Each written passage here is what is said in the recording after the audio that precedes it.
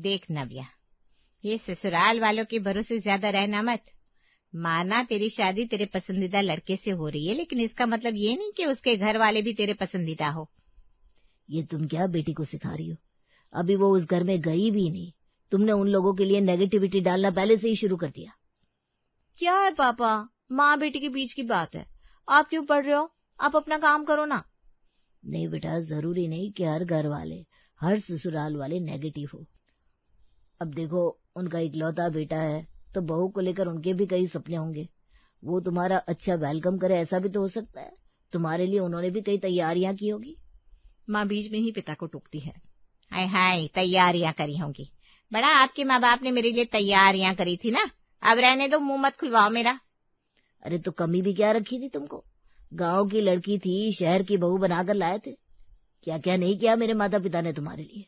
और आज वो इस दुनिया में नहीं है तो अच्छा है कि उनके बारे में कुछ ना बोलो तुम।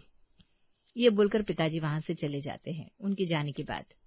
देखा बेटी, कोई आदमी अपनी बीवी का सगा नहीं होता। पूरी जिंदगी इस आदमी को मैंने रोटी बनाकर खिलाई, इसके कपड़े धोए, इसके बच्चे पाले, लेकिन आज भी अपने मरे हुए माँ बाप के लिए इसके मन में इतना प्यार है और बीवी के लिए कुछ नहीं। नव्या बचपन से ही अपनी माँ को, अपने दादा दादी को कोसते हुए सुन रही थी। यही देखते हुए वो बड़ी हुई कि कैसे उसकी माँ के साथ हर वक्त उसके दादा दादी बुरा बर्ताव करते थे। दादा दादी माँ के लिए गलत बातें और झूठ पापा को कहते रहते, और अब जब उसकी शादी होने वाली है तो उसके मन में ये बात कहीं ना कहीं बैठ गई थी कि ससुराल वाले किसी के सगे नहीं होते। शादी की तारीख पक्की होने के बाद घर का माहौल ही बदल जाता है। मोहित के पापा यानी कि नव्या के होने वाले ससुर एक दिन अलमारी खोलकर बैठे होते हैं और अपनी पुरानी बनियान निकालकर देख रहे थे। अब से ये सब बंद, घर में शर्ट पहन कर रहूंगा। अरे क्यों, क्या हो गया अचानक? 40 साल से बनियान पहनकर घूम रहे हो, अब क्या हो गया? भैया बहू आने वाली है घर में, आजकल के बच्चे हैं, उनको अच्छा नहीं लगेगा ससुर को यूं घूमते देखना, थोड़ी तमीज तो रखनी पड़ेगी। मम्मी मुस्कुरा देती है। सही बोल रहे हो, मुझे भी अपनी आदतें बदलनी पड़ेगी। मैं तो नौकरानी को हर बात पर टोकती रहती हूँ, अब वो भी काम करना पड़ेगा। बहू को अच्छा नहीं लगेगा कि सास हर वक्त इतनी सख्त है। हाँ, और वो तुम्हारी आदत है ना मीन मेख निकालने की, हर छोटी बात पर टोका टोकी करने की, वो भी थोड़ा संभल के करना। आजकल की लड़कियां ये सब बर्दाश्त नहीं करती। अरे भाई, मैं समझ रही हूँ, इतना मत सिखाओ मुझे, मैं खुद बदल रही हूँ अपने आप को। इसके कुछ दिन बाद मम्मी अपने बड़े कमरे में बैठी अपना सामान समेट रही थी, तभी मोहित अंदर आता है। मम्मी ये क्या कर रही हो? सामान क्यों बांध रही हो? अरे बेटा, ये अब कमरा मैं छोड़ दूंगी। ये बड़ा कमरा अटैच बाथरूम वाला ये नव्या का होगा। मैं और तेरे पापा छोटे कमरे में शिफ्ट हो जाएंगे। मम्मी ये क्या बात हुई? ये तो तुम्हारा कमरा है, तुम इतने साल से यही रहती हो। बेटा अब जमाना बदल गया है, नई बहू आएगी, उसको भी तो अपनी स्पेस चाहिए, अपनी प्राइवेसी चाहिए। हम बूढ़े लोग तो कहीं भी एडजस्ट हो जाएंगे। मोहित की आंखों में हल्की नमी आ जाती है। वो माँ का हाथ पकड़ लेता है। मम्मी तुम इतना क्यों करती हो? अरे पगले, ये कोई करने की बात नहीं है, ये तो माँ का फर्ज है। इसके बाद बात आती है नव्या और मोहित की हनीमून ट्रिप की, विदेश जाने की। पापा एक दिन बैंक से लौटते हैं और मम्मी को बुलाते हैं। सुनो, मैंने एफडी तुड़वा दी है। मम्मी चौंक जाती है। अरे ये क्या किया? वो तो हमने बुढ़ापे के लिए रखी थी, इलाज विलाज के लिए। अरे वो सब बाद में देखा जाएगा, बेटे की शादी है, बहू आ रही है घर में, दोनों को विदेश घुमा कर लाएंगे, अच्छी यादें बनेंगी, अच्छी शुरुआत होगी रिश्ते की। लेकिन इतना बड़ा खर्चा? पैसा तो आता जाता रहता है, पर बच्चों की खुशी और अच्छी शुरुआत बार बार नहीं मिलती। मैं चाहता हूँ मोहित और नव्या को अच्छा एक्सपीरियंस मिले, अच्छी मेमोरीज बने दोनों के बीच। मम्मी की आंखों में भी पानी आ जाता है। वो पति का हाथ पकड़ लेती है। तुम सच में बहुत अच्छे हो जी, मुझे माफ कर दो, मैं कभी कभी बहुत ताने मार देती हूँ तुम्हें। पापा हंस देते हैं। अरे छोड़ो ये सब बातें, अभी तो शादी की तैयारी करनी है। इसी बीच घर में और भी छोटी छोटी तैयारियां चलती रहती हैं। मम्मी अपने पुराने पर्दे बदलवाती है, नए सुंदर पर्दे लगवाती है कमरे में। सोचती है आजकल की लड़कियों को हल्के रंग पसंद आते हैं, भारी डिजाइन वाले पर्दे नहीं। किचन में भी नए बर्तन खरीदे जाते हैं, कुछ मॉडर्न स्टाइल के, ताकि बहू को घर पुराने जमाने का ना लगे। एक दिन मम्मी अपनी पड़ोसन से बात कर रही होती है। क्यों भाभी इतना सब क्यों कर रही हो? बहू आएगी तो खुद एडजस्ट कर लेगी ना। नहीं भाई, हमारा फर्ज बनता है कि हम उसे घर में वैसा माहौल दे कि उसे लगे कि उसका अपना घर है। मैंने अपनी सास से जो नहीं पाया वो सब मैं अपनी बहू को दूंगी।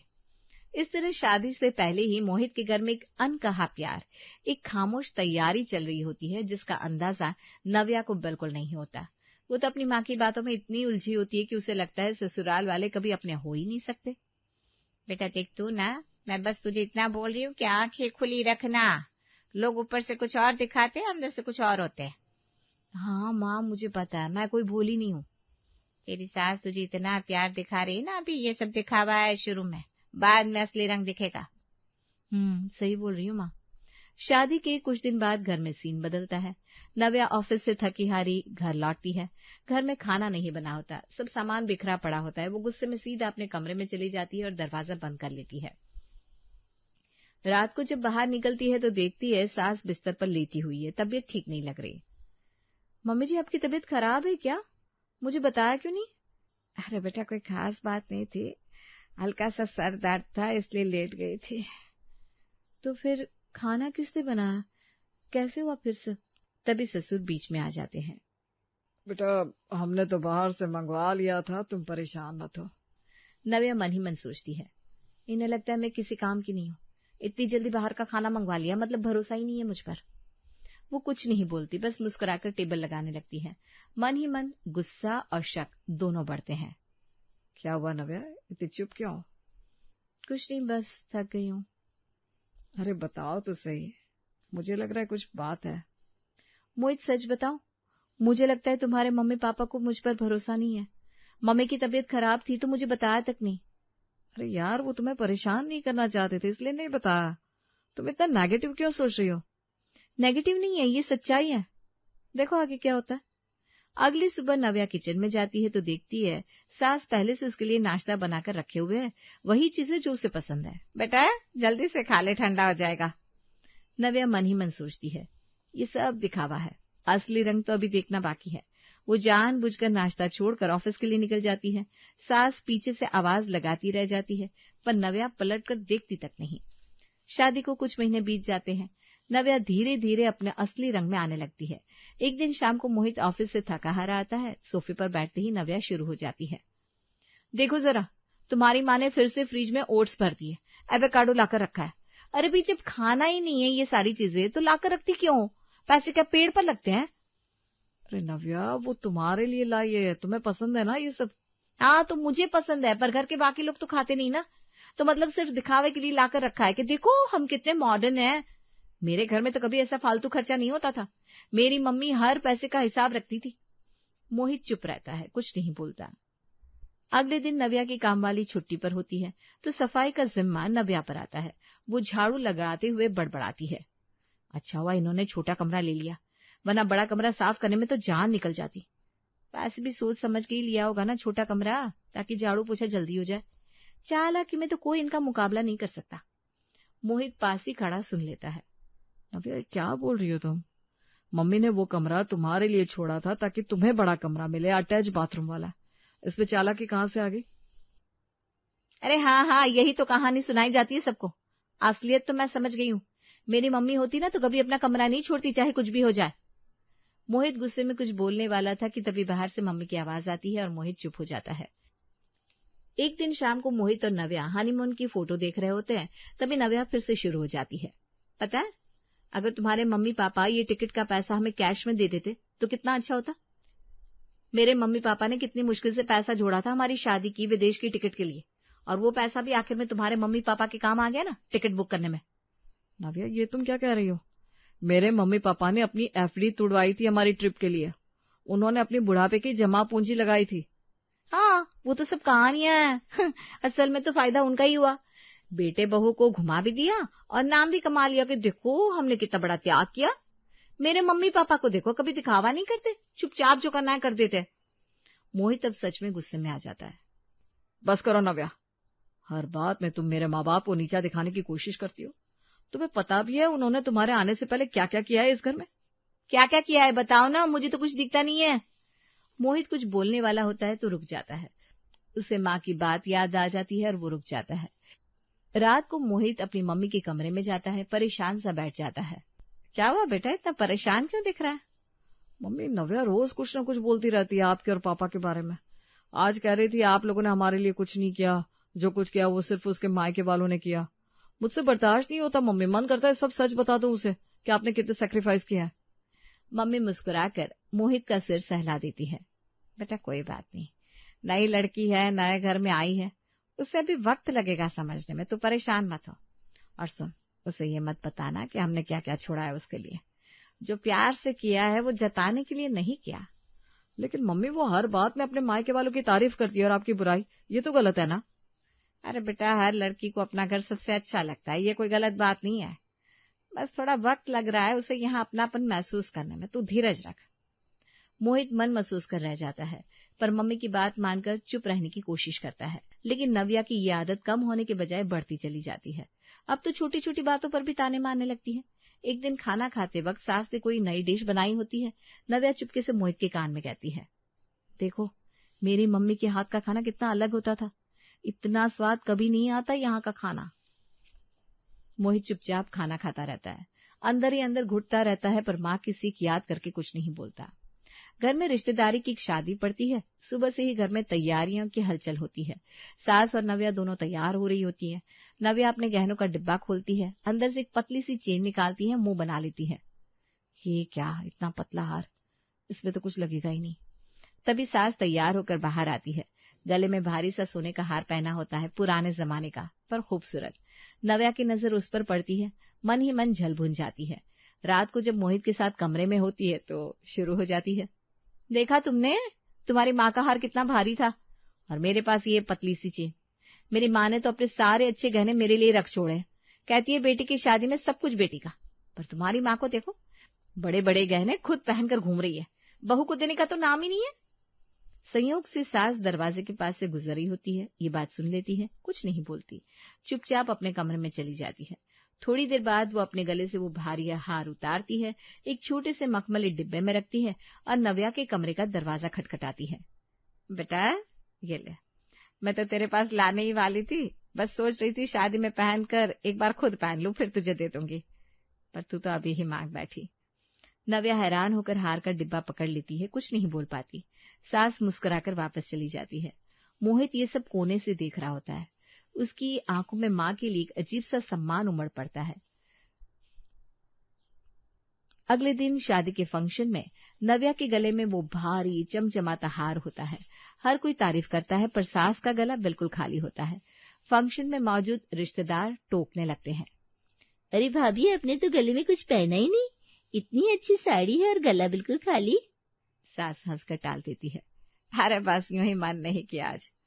नव्या पास ही खड़ी सुनती है, पर एक बार भी नहीं सोचती कि अपना छोटा वाला हार उतारकर सास के गले में डाल दे। मोहित ये सब नोटिस करता है, उसका मन कड़वा हो जाता है, पर वो चुप रहता है, मेहमानों के सामने कुछ नहीं बोलता। रात को घर लौटते हैं, सब अपने अपने कमरे में जाकर कपड़े बदलते हैं। थके होने की वजह से जल्दी सो जाते हैं। मोहित बिस्तर पर लेटा रहता है, पर नींद नहीं आती। बार बार वही सीन उसकी आंखों के सामने घूमता रहता है, माँ का खाली गला और नव्या के गले में चमकता हुआ हार। अगली सुबह मोहित का व्यवहार कुछ बदला हुआ नजर आता है।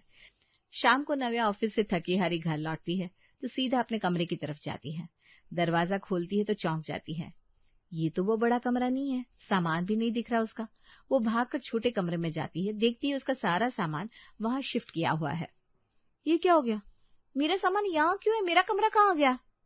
मोहित सामने आ जाता है, चेहरे पर सख्ती होती है। तुम्हें ही तो छोटा कमरा पसंद आता है ना, हमेशा कहती रहती हो माँ ने चालाकी से बड़ा कमरा छोड़ा था सफाई आसान करने के लिए, तो लो अब छोटा कमरा तुम्हें मिल गया।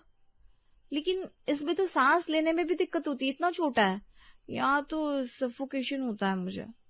जो कमरा 30 साल से मेरे माँ बाप का था वो उन्होंने तुम्हारे लिए छोड़ा बिना किसी शिकायत के, और तुम एक रात भी इस कमरे में एडजस्ट नहीं कर पा रही हो। जरा सोचो उन्होंने कितना बड़ा त्याग किया होगा। नव्या कुछ बोलने वाली थी कि मोहित पलटकर चला जाता है। अगले दिन से किचन का भी हाल बदल जाता है। नव्या सुबह उठकर नाश्ते के टेबल पर आती है तो देखती है वहां सिर्फ दाल चावल रोटी सब्जी और पापड़ रखा है। ये क्या है, मुझे तो ओट्स चाहिए थे या फिर एवोकाडो टोस्ट, ये सब तो मैं नहीं खाती। मेरी माँ ने शुरू से ही यही खाया है घर में, यही उनकी आदत है, पर तुम्हारे आने पर उन्होंने अपनी रसोई के नियम तक बदल दिए थे, सिर्फ इसलिए कि तुम्हें अच्छा लगे। फ्रिज में ओट्स एवोकाडो ब्राजीलियन नट्स तक मंगवा कर रखे थे, जो उन्होंने कभी छुए तक नहीं। हाँ तो अब क्या हुआ अचानक? अब बस इतना हुआ कि तुम्हें उनका वो त्याग दिखाई नहीं कभी। तुमने कभी शुक्रिया कहना तो दूर, उल्टा ताने मारे कि सास फालतू पैसा बर्बाद करती है। तो अब वही खाना बनेगा जो इस घर में हमेशा बनता था, और तुम्हें भी वही खाना होगा जो हम खाते हैं। नव्या हैरानी से खड़ी रह जाती है, समझ नहीं पाती कि अचानक उसका पति इतना बदल कैसे गया।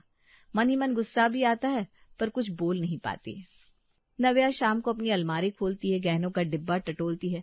वो हार नहीं मिलता जो सास ने उसे दिया था।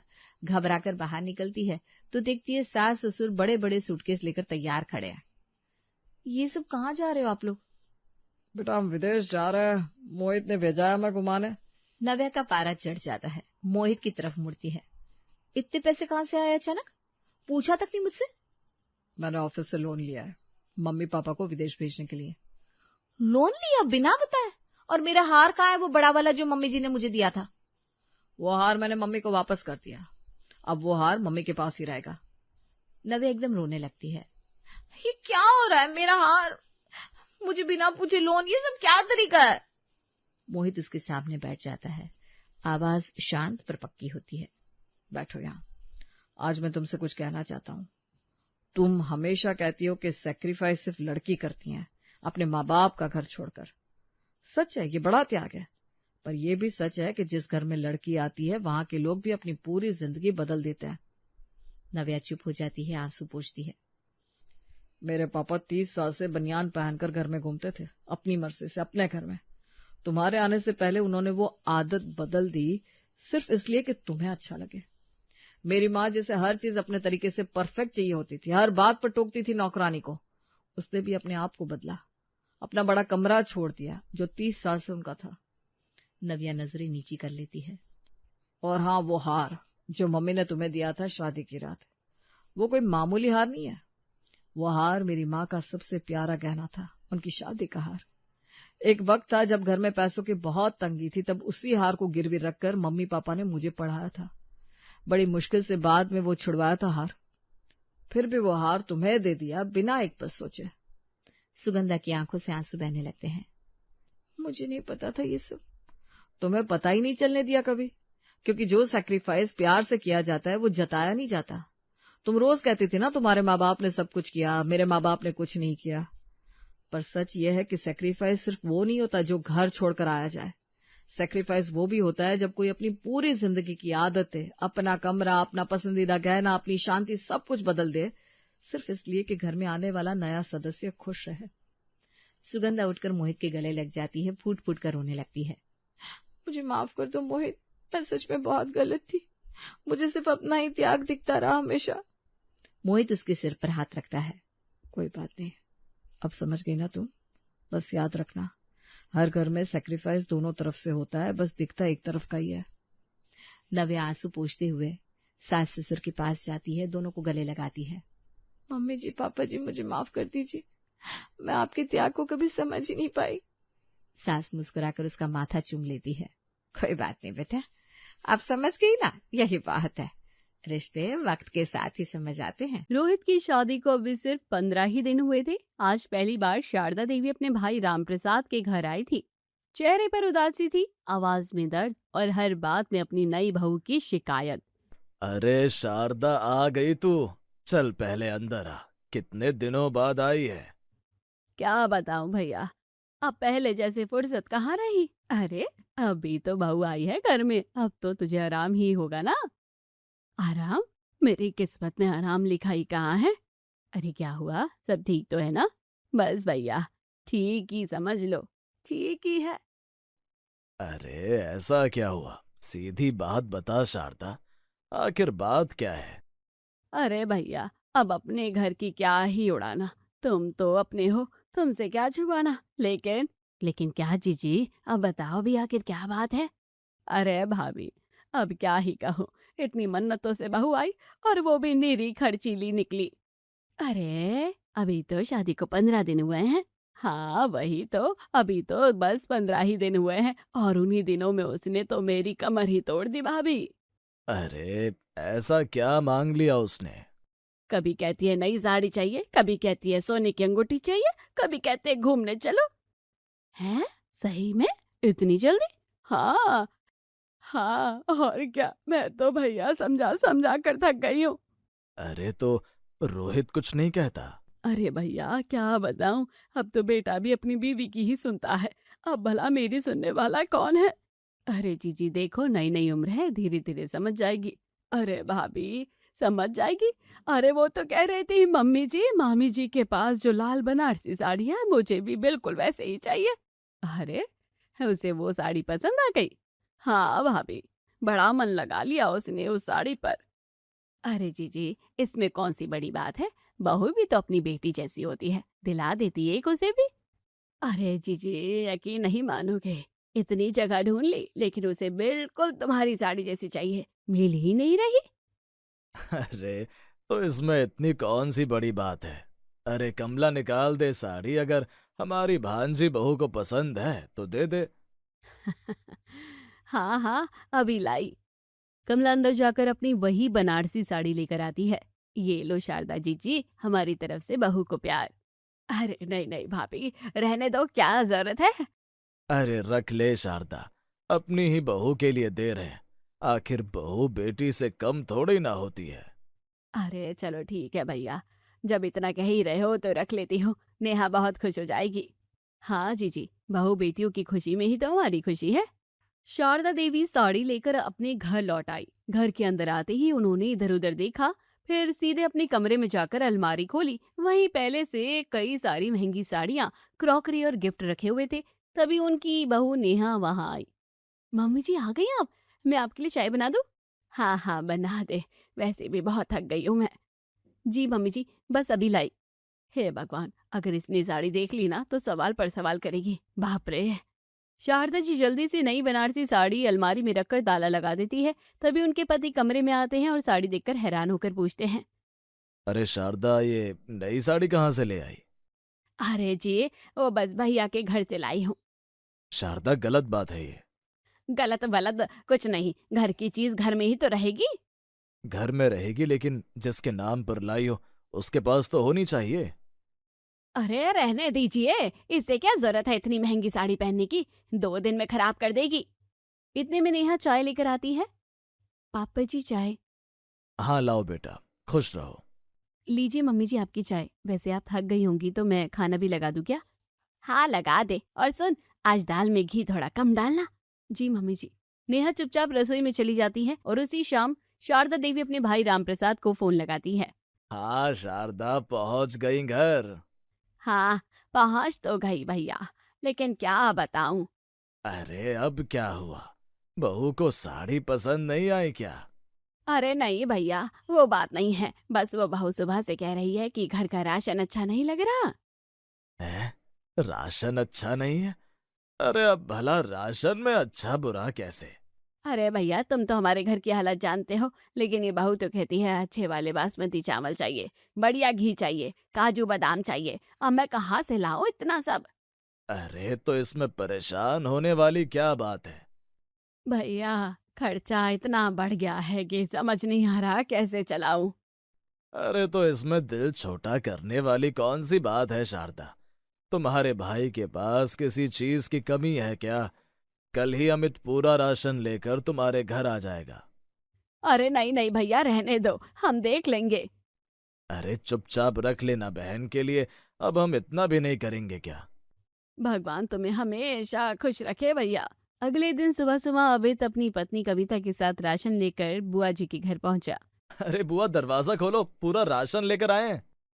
अरे बेटा इतनी सुबह? हाँ बुआ, मम्मी ने भेजा है, बोली बहू को किसी चीज की कमी नहीं होनी चाहिए। अरे मेरा बच्चा, भगवान तुम लोगों को खुश रखे। अमित और कविता राशन अंदर रखने लगते हैं, तभी नेहा रसोई में आती है।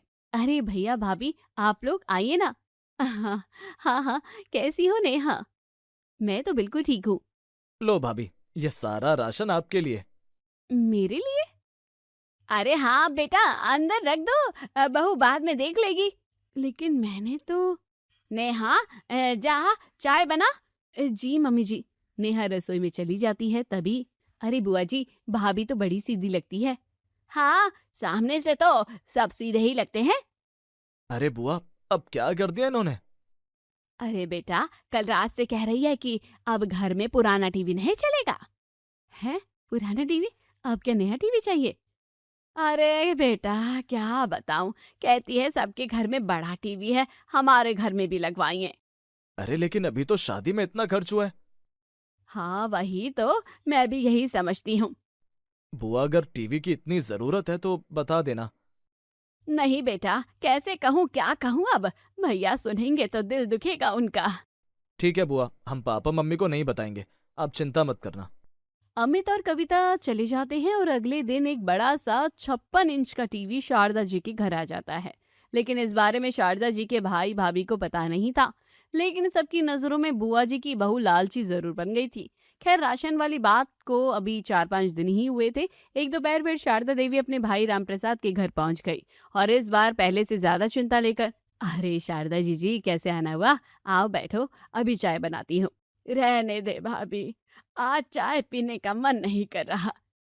क्या हुआ, फिर कुछ कहा क्या बहू ने? भैया अब तो समझ नहीं आता क्या करूं। अरे क्या हुआ? अरे कल पड़ोस में शादी थी ना, हाँ फिर? वहां से आते ही कहने लगी, मम्मी जी वो पड़ोसन जी की बहू के हाथ में जो सोने की अंगूठी है, अरे भाभी जैसी आपके पास है ना वो हीरे वाली, वैसे मेरे पास क्यों नहीं है। अरे ऐसा कहा उसने? हाँ भैया, अब मैं क्या करती, चुपचाप सुनती रही। अरे ये भी कोई बात हुई भला? वही तो भैया मैंने समझाया भी, बेटा अभी शादी में इतना खर्चा हुआ है, लेकिन वो कहाँ मानने वाली थी। नई उम्र है, थोड़ा मन होता है लड़कियों का, मन हो तो अपनी औकात देकर हो ना।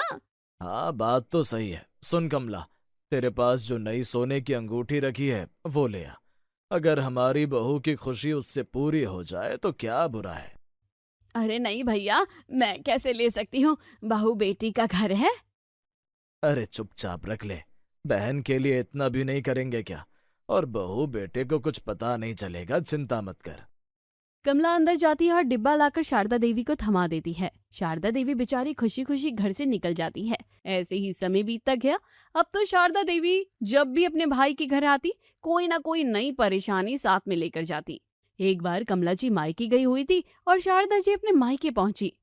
अरे शारदा, आज बड़ी थकी थकी लग रही है। भैया थैंक यू भी ना कहूँ तो क्या कहूँ। चिंता? अरे अब क्या हुआ? अरे भैया ये मेरी बहू का तो खर्चा ही खत्म होने का नाम नहीं ले रहा। अरे अब इस बार क्या मांग लिया? कह रही थी मम्मी जी सब लोग शिमला मनाली घूमने जाते हैं, हम कब जाएंगे। अरे तो रोहित भी कुछ नहीं बोलता? भैया अब क्या बताऊं, बेटा तो बस बीवी की खुशी देखता है। अच्छा, तो फिर घूमने जाने का खर्चा कितना आएगा? रहने दो भैया, मैं संभाल लूंगी। तू मेरी छोटी बहन है, तेरी परेशानी मेरी परेशानी। चलिए रख, इसमें 50,000 रुपए हैं, बहू को घुमा ला, शायद उसका मन भर जाए। पता नहीं पिछले जन्म में कौन सा पुण्य किया था जो आप जैसा भाई मिला। शारदा देवी पैसे लेकर खुशी खुशी अपने घर चली जाती है और उनके जाने के बाद भगवान किसी को ऐसी लालची बहू ना दे। इसी तरह कुछ दिन और बीत गए। पूरे परिवार में खबर फैल चुकी थी कि बुआ जी की बहू तो बड़ी लालची है। एक दिन, सुनिए जी, इस रविवार को सबको खाने पर बुला लेते हैं। हाँ शारदा भी आ जाएगी, रोहित और नेहा भी आ जाएंगे। हाँ माँ, अच्छा रहेगा, हम भी तो मिलें बुआ जी की इतनी लालची बहू से। हाँ इतनी बातें सुन रखी है, मिलना तो बनता है। और उसी रविवार को शारदा देवी अपने परिवार के साथ भाई के घर पहुंचती है। आओ आओ सब लोग आ गए। नमस्ते मामी जी। खुश रहो बेटा। कैसी हो बहू? जी आपकी दुआ से ठीक हूँ। सब लोग बैठकर बातें ही कर रहे थे। नेहा चुपचाप रसोई में जाकर कमला का हाथ बटाने लगती है। अरे बहू तू बैठ जा, मेहमान बनकर आई है। नहीं मामी जी, काम करने से कौन सा छोटी हो जाऊंगी मैं। बड़ी समझदार है तू। इतने में शारदा देवी रसोई में आ जाती है। अरे नेहा जरा बाहर जाकर देख, रोहित को चाय मिली कि नहीं। नेहा बाहर चली जाती है और उसके जाते ही, भाभी वो एक बात कहनी थी। अरे क्या हुआ? बहू कह रही थी आपके घर वाली बॉन चाइना की क्रॉकरी बहुत सुंदर है। अच्छा, उसे पसंद आ गई? कह रही थी मम्मी जी बिल्कुल ऐसे ही हमारे घर में भी होनी चाहिए। अरे अगर उसे पसंद है तो रख लेना। अरे नहीं नहीं रहने दो। अरे अपनी बहू के लिए ही तो है। कमला अलमारी से महंगी बोन चाइना क्रॉकरी का सेट निकाल लेती है और ये शारदा जी को दे देती है। सबकी नजरों से बचकर शारदा जी क्रॉकरी सेट रख लेती है, लेकिन तभी बाहर। और भैया, शादी के बाद कहीं घूमने गए थे? अरे नहीं यार, अभी तो ऑफिस से छुट्टी नहीं मिली। हाँ अच्छा, क्यों, पूछ क्यों रहे हो? अब नहीं, वो बस ऐसे ही। अगर भाभी सच में घूमने की इतनी जिद कर रही थी तो भैया कह क्यों रहे हैं कि छुट्टी नहीं मिली? शायद भैया अपनी माँ की इज्जत बचाने के लिए सच छिपा रहे हो। रविवार की दावत के बाद भी शारदा देवी का वही सिलसिला चलता रहा। कभी बहू के नाम पर पैसे, कभी सामान, और अब तो पूरे परिवार को यकीन हो चुका था कि नेहा की इच्छाएं कभी खत्म नहीं होती है। एक दिन शाम अमित ने ठान लिया और वो सीधे रोहित से बात करेगा, और अगले दिन फोन पर। हेलो भैया, प्रणाम। अरे खुश रहो अमित, बोलो कैसे याद किया? भैया एक बात कहूँ, बुरा तो नहीं मानोगे? अरे अपने हो, खुलकर बोलो। भैया भाभी को थोड़ा समझाइए, बुआ रोज बहुत दुखी रहती हैं। कभी साड़ी, कभी गहने, कभी घूमना, कभी राशन। भाभी बड़ी लालची हैं, अब तो एसी तक की बात आ गई। हाँ भैया, घर ऐसे नहीं चलते। और कुछ नहीं भैया, सच कहूं तो मुझे भाभी से ऐसी उम्मीद नहीं थी। अमित, इस रविवार तुम फ्री हो? जी क्यों? तुम, मामा मामी और कविता सब हमारे घर आ जाओ। लेकिन क्यों? बस एक दिन हमारे साथ रह लेना, फिर तुम्हारे सारे सवालों के जवाब खुद मिल जाएंगे। अब ठीक है, हम आ जाएंगे। बस आने से पहले किसी तरह की राय मत बनाना। जी भैया। फोन काटने के बाद अमित सारी बातें घर में बताता है। मम्मी पापा, वो रोहित भैया कह रहे थे इस रविवार उनके घर आ जाओ, लेकिन किसी को बताना नहीं है। अरे अचानक, लेकिन क्यों? अब पता नहीं, लेकिन रविवार को चलते हैं ना। हाँ ठीक है, चल लेंगे। रविवार की सुबह अमित सबको लेकर बुआ जी के घर पहुंचा। उन्हें देखकर, अरे भाभी आइए आइए, कितने दिनों बाद घर रोशन हुआ है।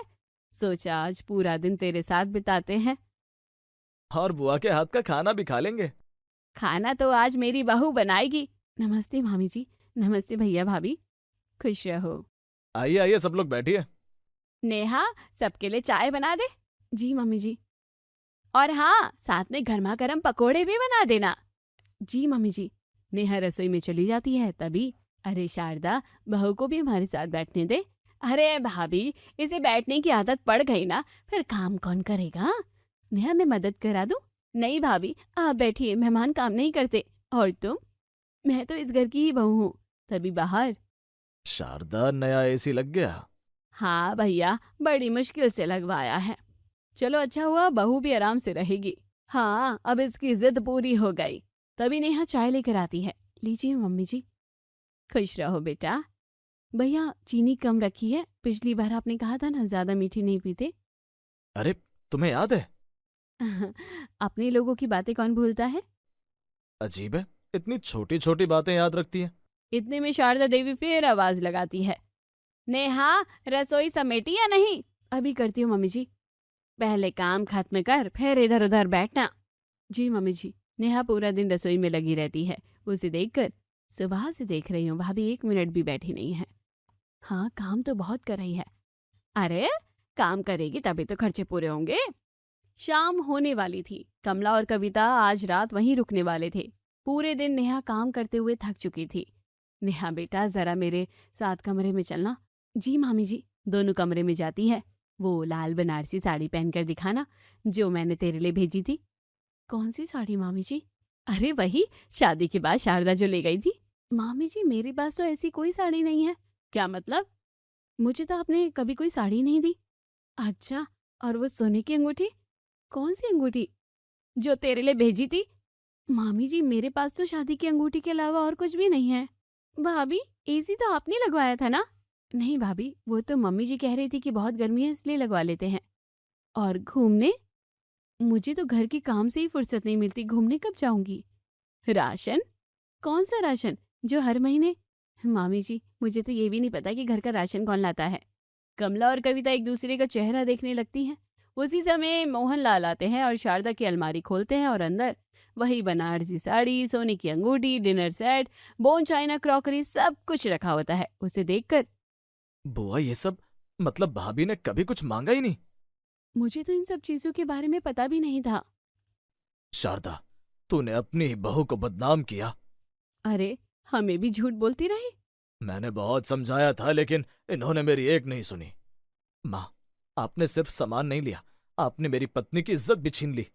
हमें लगता था बुआ जी की बहू लालची है, लेकिन लालच तो बुआ जी के मन में था। चलो इसी बहाने बुआ जी की लालची बहू का राज तो सामने आया।